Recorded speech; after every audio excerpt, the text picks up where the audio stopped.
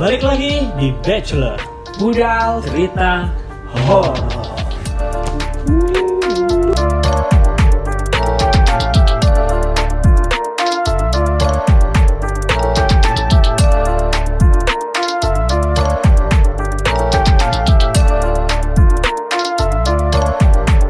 Dan sekarang kita udah ada di episode kelima. Gimana rasanya kemarin?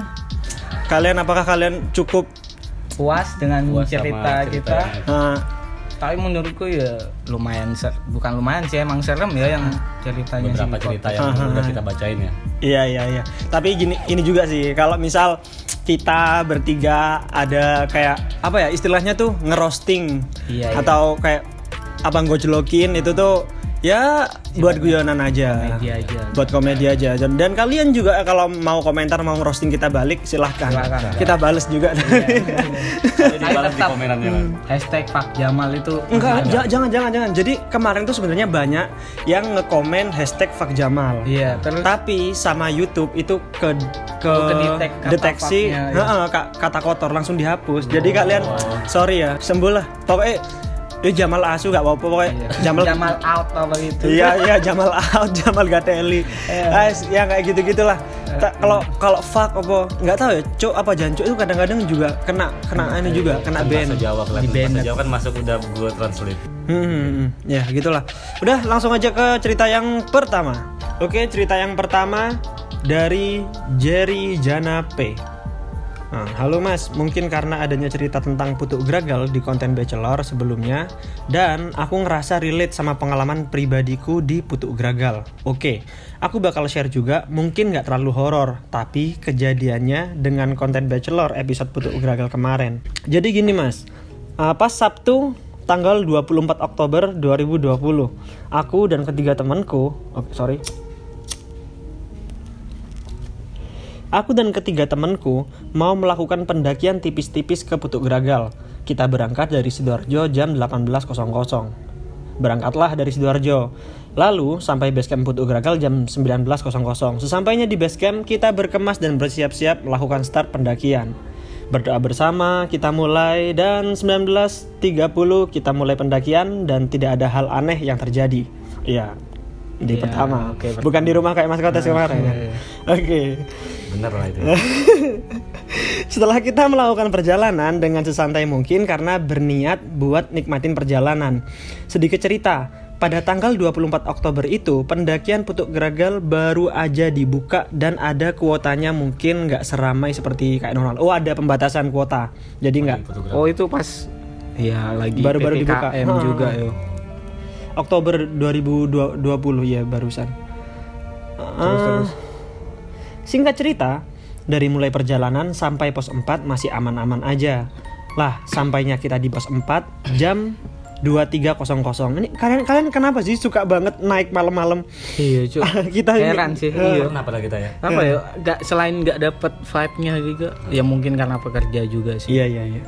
Kita istirahat sejenak sambil ngisi air di mata air, dan kita sepakat buat ngecamp di campground aja karena mungkin ke puncaknya lebih dekat. Nah, kita bergegas melanjutkan perjalanan tepat jam 23.30 lah, 23.23. Karena setelah pos 4, jalurnya mungkin sedikit curam. Ketiga temanku banyak istirahat. Di sela banyak istirahat karena curamnya jalur itu, aku menyampaikan pendapatku. Hei, aku ambek melaku kalem-kalem yo. Sopo roh kurang titik. Soale diluk maneh mandek. Soale diluk mandek ngelu ndasku. Itu oke. Setelah aku melanjutkan perjalanan sendiri sampai bertemu di tempat landai yang terbuka, dan samping tempat tersebut bukan jurang yang dalam tapi ada lembah gitu. Oke, tahu aku. Sesampainya di tempat landai tersebut, aku istirahat sambil menunggu tiga temanku yang masih di bawah. Saya menaruh tas carrier dan duduk di samping tas. Selama hampir 1 jam aku nunggu temanku. Cuman ada satu rombongan pendaki yang lewat. Setelah rombongan pendaki itu lewat, suasana jadi creepy.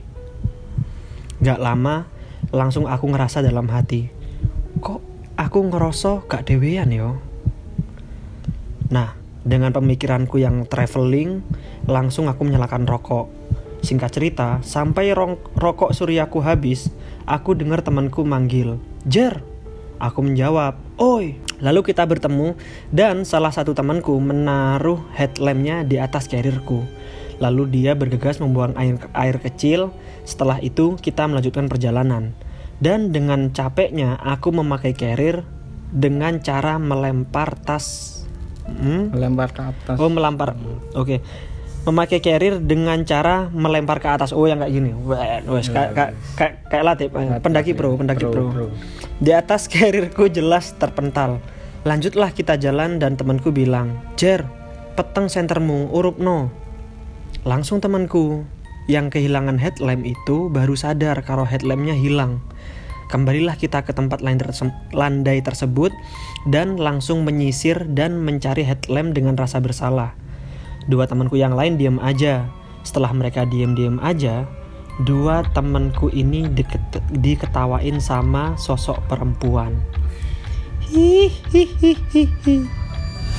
Udah jelas. Setelah lama mencari dan gak ketemu, temanku menyarankan coba cek di tas. Dan headlamp itu ketemu di tas posisi paling bawah. Jelas di atasnya banyak barang kayak tenda, sleeping bag, baju ganti, makanan yang gak mungkin dong bongkar tas. Secara kita gak lama setelah itu, temanku buang air langsung berjalan. Setelah terjadi kejanggalan itu, kita merasa bodoh amat dan terus percaya dengan diri sendiri. Alhamdulillah, sampai turun gak kejadian lagi. By the way, terima kasih mas, mungkin gak seberapa horor, tapi relate sama konten Putuk Gragal sebelumnya. Sampai bertemu di jalur pendakian mas, ojo lali budal. Gokil, Mas Jerry, terima kasih sudah mau bercerita. Ya tipis-tipis lah ya, cuman karena pendakiannya itu malam dan suara ketawa itu Ini ya emang normal banget ya. Tapi bisa jadi kan ditaruh di atas tas, bisa jadi pas di itu pindah ke bawah sendiri loh. Enggak. Kan keadaannya kan udah ketutup. Di bawah tas itu bukan di bawah tas ini, Don. Di dalam tas. Di dalam tas. Iya, naruhnya di luar tas apa? Iya. Masa disulap? Gak mungkin sih. Ya, enggak dong, enggak dong. Kotak-kotak ini di atas. Itu buang air kecilnya botol aqua atau botol Pocari Sweat. Itu buang air kecil. Kalau buang air besar kan iya. Buang air besar pakai ember gitu. Iya ya, kalau buang air kecil pasti pakai botol gitu. Lah gak salah botol minyak tawon deh. Kecil banget coba. Kecil banget itu. Botol Kecil minyak banget. tawon. Botol minyak tawon. Iya bagus sih. Kayak dia itu ngikutin banget ke konten kita. Konten kita dan yang aku bikin janggal adalah emang sosok perempuan itu yang kemarin yang di Mbak Melati. Melati itu juga. Posisinya pas gak Di di situ? situ. Iya di situ. Atau jangan-jangan emang di situ di ya, sana tempatnya si kuntilanak gitu. Iya, base campnya ya. Base camp lah. Base campnya di situ. Buka komunitas sih. Tempat nongkrong. Ya udahlah, gitu. Lanjut ke cerita kedua. Cerita kedua dari Galuh Irfan Dika. Assalamualaikum warahmatullahi wabarakatuh. Salam sehat Bung. Waalaikumsalam. Aku mau cerita pengalaman hororku saat mendaki Gunung Arjuna via Purwosari bulan November 2021. Aku melakukan pendakian bertujuh. Aku, Andri, Rizal, Franky, Bagus, Abdul, dan Pak Agus. Semuanya sekitar umur 25 kecuali Pak Agus yang usianya 50. Cerita horornya terjadi waktu pulang dari Jawa Dwipa. Jauh di apa ya? Pos 7 ya. Iya tempat kita angker. Ya, terus. Kita turun dibagi menjadi 2 tim. 4 orang, aku, Bagus, Andri, sama Franky turun duluan dengan bawaan berat. 3 orang, Pak Agus, Abdul, sama Rizal jalan santai dengan bawaan ringan. Kita bagi tim soalnya ngejar waktu biar gak telat laporan di pos perizinan. Mengingat kita cuma booking 2 hari saja. Kita janjian di Makutoromo. Jam 16.30 kita turun. Selang 1 jam aku berempat udah nyampe Makutoromo. Aku dan ketiga teman beristirahat dulu sambil sebat dulu di gubuk. Setelah sebat, kita berempat mau lanjut turun. Tapi pas mau jalan, tiba-tiba ada Rizal yang manggil sambil ngabari kalau Pak Agus cedera dan gak bisa jalan. Setelah berunding, akhirnya aku sama Bagus memutuskan untuk naik lagi nyusul Pak Agus sama Abdul. Jam 18.10 aku berangkat sama Bagus untuk nyusul Abdul sama Pak Agus. Di tengah perjalanan antara Sepilar menuju ke Jawa Dwipa, kita berdua sempat break 3 menit. Oh itu pos 6 ya, Sepilar ya? Sepilar. Yang ada Candi 3 itu loh. Oh iya ya, tangga itu ya. Waktu break tiba-tiba tercium bau pesing. Hah? Pesing? Bau pesing.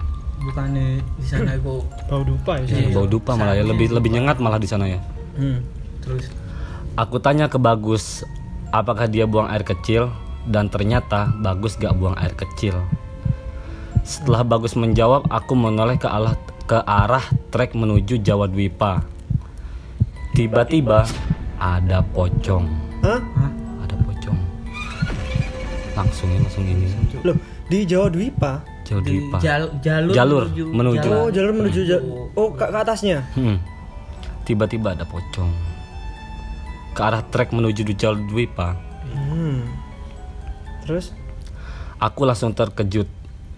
Jaraknya 10 meter dari tempat kita break. Yo, deket banget itu. Deket banget 10 meter. ya. meter men.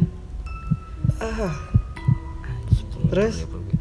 Dan sialnya pocong itu berdiri pas 1 meter di samping jalur yang akan aku lalui. Aku pun langsung melirik Bagus, sepertinya Bagus juga melihat hal yang sama, karena tatapannya juga terpana ke arah pocong tersebut.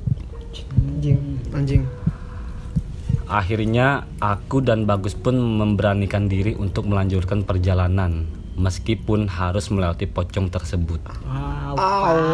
Gokil. Memaksakan ya, gila ya. Mas Galuh. Mas Galuh. Gokil, respect. ya. Respect. Enggak. Iya, Udah 10 meter aja kita lihat 10 meter udah ketakutan banget ya. Dan dia itu di jalur Di gitu. jalur. Kalau yang kemarin yang di Putuk Geragal kan di samping ya, Mas Jan. Itu enggak di jalur. Jadi jalur. Bayangin kita harus jalan Amit Lur gitu. Anjir Amit Lur. Nang pocong Amit Lur. Amit Cong. Oh, aku wong Madura aku ya itu. Kacong. Terus Mana nih udah. Ketika aku dan Bagus mau lanjut jalan, tiba-tiba pocong tersebut menghadap ke arahku dan Bagus. bangsat. Anjir, ini emang sumpah narsis banget pocongnya, Cuk. Total itu. Lanjut ya. Kepala pocong itu tampak hancur berlumur darah yang menetes, dan matanya hanya berwarna kuning berlendir seperti nanah. Aku dan Bagus memberanikan diri karena harus segera membantu Pak Agus dan Abdul. Pocong itu menyoroti setiap langkahku yang semakin mendekat. Karena aku harus melewati pocong itu, dan saat aku lewat di depannya tercium bau darah yang sangat pekat. Singkat cerita, kita berjalan sampai Jawa Dwipa. Ternyata Pak Agus dan Abdul ketika ditinggal Rizal untuk ngasih kabar, mereka berdua memilih untuk naik karena tempat Pak Agus jatuh gak jauh dari Jawa Dwipa.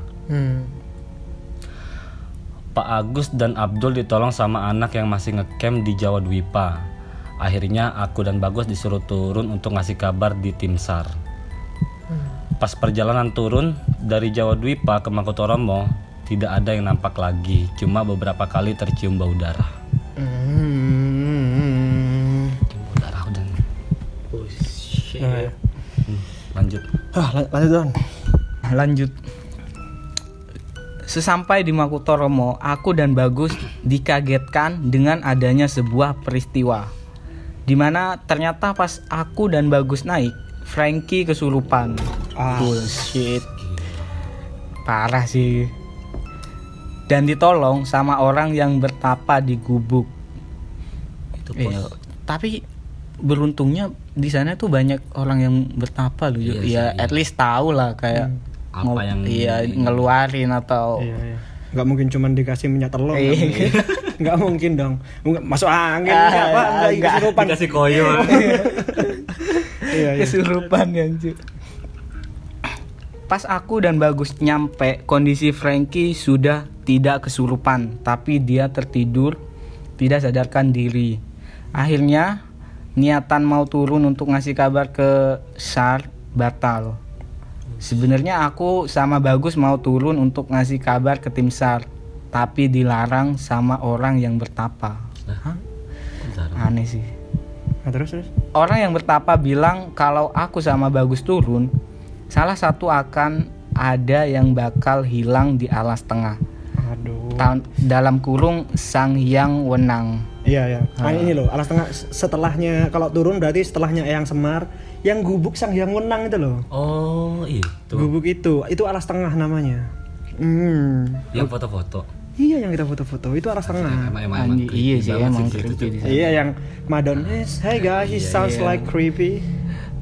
Akhirnya kita disuruh menginap di gubuk tersebut bersama 4 orang yang sedang bertapa, dan kita agak diperbolehkan untuk keluar gubuk sampai subuh. Pada pukul 21.30 salah satu orang bertapa mau menutup pintu gubuk, tapi setelah menutup pintu gubuk dia berlari ketakutan karena katanya di luar ada sosok yang seram. Tapi aku gak bisa lihat sosok tersebut, dan kemudian aku disuruh untuk tidur oleh orang yang bertapa. Singkat cerita, pukul 6 pagi aku berempat diperbolehkan untuk turun. Kemudian kami pun turun dengan kondisi yang sangat capek. Dan Bagus yang jalannya sudah mulai pincang, kami turun dengan pelan-pelan. Namun sampai di Sang Hyang Wenang terjadi hal yang aneh. Tiba-tiba Frankie lari menuju trek turun, dan kami gak bisa mengejar karena sudah kelelahan. Oh, Kejadian sama banget kayak Madon. iya. Iya, oh iya. Kejadian Sama Madon ini. Akhirnya kami pasrah dan mencoba turun dengan sekuat tenaga. Sesampai di Eyang Sakri, kami bertemu Frankie yang terduduk diam bersama orang yang bertapa di Eyang Sakri. Orang tersebut bilang kalau Frankie harus cepat-cepat diajak turun karena dia sudah jadi incaran penghuni di sana. Anjir. Udah dijadi kok bisa yo bangset. Tanpa beristirahat, kami pun turun bersama Frankie, dan sebelum turun aku diberi batu untuk digenggam agar Frankie aman. Jobleknya sih enggak. Sorry. Ini setahu aku mitos genggam batu ya biar nggak boker loh. Iya, boker. Biar tawuran sih. Enggak mungkin. Tapi yang kata petapa yang di Makutoromo itu sebenarnya masuk akal sih. Dia kan udah malam. Udah malam mau turun. Kalau turun gunung itu jangan malam-malam. Soalnya kita rawan tersesat di situ. Yang bahaya anak-anak yang sering tuh nyasar-nyasar itu bukan naik, pasti ketika turun. Kebanyakan turun soalnya udah capek, terus udah nggak kekontrol. Terus kejadiannya yang kayak Madon tuh loh. Iya. Madon itu tiba-tiba cepet gitu. Jelasin Madon gimana? Jadi waktu itu saya sama Edo yang ngejar Madon. Waktu itu saya Salman sama Edo di belakang. Salman tuh udah depan duluan. Ditanyakan sama Edo tuh, Man kemana Man? Ngejar Madon kan udah gak kelihatan. Madon gak lari, cuma jalannya emang cepet banget. Iya, Madon kok kayaknya punya tenaga gitu. Iya, makanya ngomong Edo itu ke saya, kali ini Madon dapat kekuatan dari mana ya? Kok kayak cepet banget orang loh yang kayak Latif kan orang yang bener-bener jarang capeknya juga itu dia. Gak bisa ngejar Madon. Habis gitu pas nyampe bawah itu baru ditanya sama Makutoromo. Nyampe Makutoromo pos 5. Pos 5. Oh iya Makutoromo ya. Nyampe Makutoromo ditanya sama Edo. Don, kau dapat kekuatan dari siapa, Don? Madon udah kayak kayak kaget. Enggak, aku biasa aja nih. Ini orang aku jalan loh. Tadi ada Salman ngomong gitu. Ya emang sadar gak sadar di sana. Orang Madon saya ngobrol-ngobrol sendiri. Iya.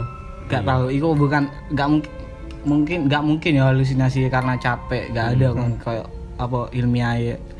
Ini ngerasa capek aja enggak mau ditanya. Enggak sih, emang enggak capek. Padahal aku kan pakai cuman kos kakian doang. Dan enggak tidur. Iya, 2 hari. Anjir, aku enggak ngerasa itu. Oke, terus jadi intinya dia dikasih batu ya? Iya. Bukan black ngising kan? Enggak. Akhirnya kami turun sampai pos perizinan dengan selamat dan lapor ke tim SAR.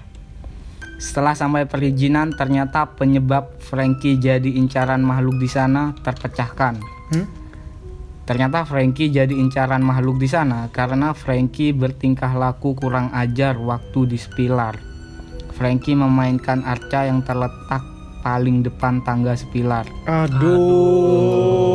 Salman, Cuk. Frankie seperti main biliar, menganggap kepala Arca sebagai bola biliar dan menusuk kepala Arca menggunakan trekking pole. Oh, Aduh.